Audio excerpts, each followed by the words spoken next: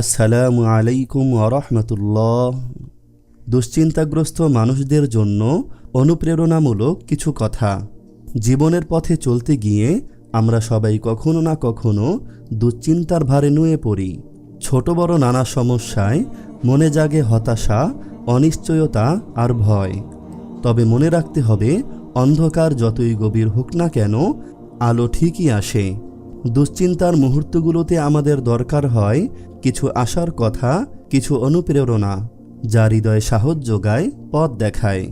এই আলোচনায় আমরা এমন 25টি অনুপ্রেরণামূলক কথা শোনাব, যা দুশ্চিন্তাগ্রস্ত হৃদয়কে শান্তি দেবে, নতুন করে এগিয়ে চলার সাহস দেবে ইনশাআল্লাহ।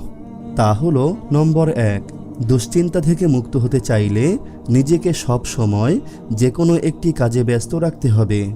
নম্বর 2, দুশ্চিন্তা নিজের গভীর মনোযোগকে নষ্ট করে দেয় এবং কিছু করার মনোবল শক্তিকে নষ্ট করে।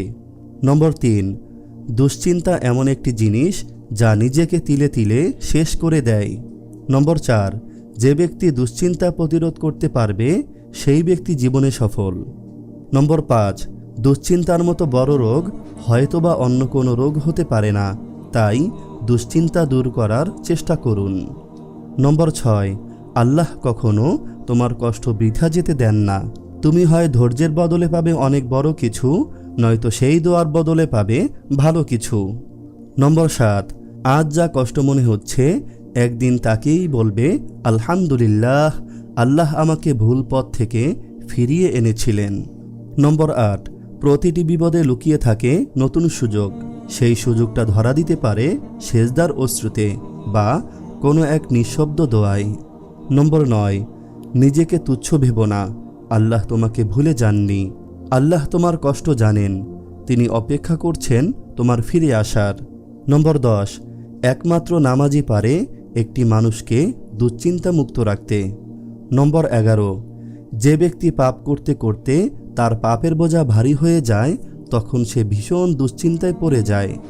নম্বর 12, কখনো হতাশ হও না, দুশ্চিন্তা করো না। যদি মুমিন হও তাহলে জয়ী একদিন হবেই। নম্বর 13, দুশ্চিন্তা না করে, হতাশ না হয়ে আল্লাহ তাআলার সঠিক রাস্তায় চলাচল করার চেষ্টা করো, জীবন তাতে অনেক সুন্দর হবে।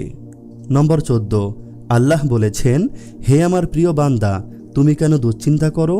তুমি যদি মুমিন হয়ে থাকো তাহলে ধৈর্য ধরো। নম্বর 15, আমরা যা কিছু নিয়ে চিন্তা করি সেটাই হচ্ছে দুশ্চিন্তা।